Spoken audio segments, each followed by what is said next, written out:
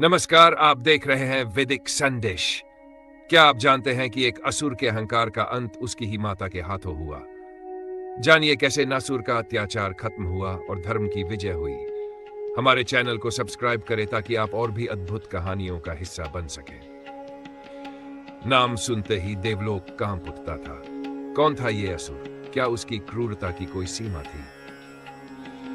भूदेवी का पुत्र, जिसे ब्रह्मा जी से वरदान मिला था कि उसे कोई पुरुष नहीं मार सकता।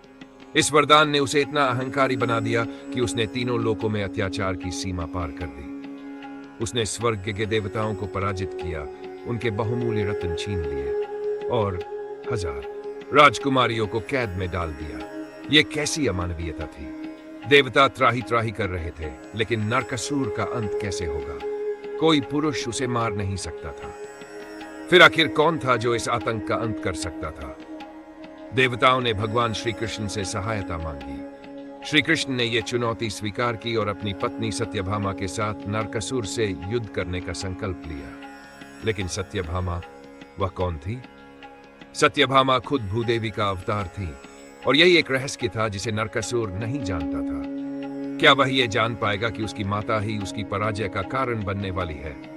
युद्ध का मैदान सज चुका था। नरकासुर ने अपनी विशाल सेना के साथ आक्रमण किया।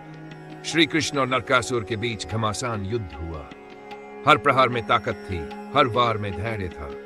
लेकिन जब नरकासुर ने श्री कृष्ण पर घातक प्रहार किया तो सत्यभामा का गुस्सा भड़क उठा।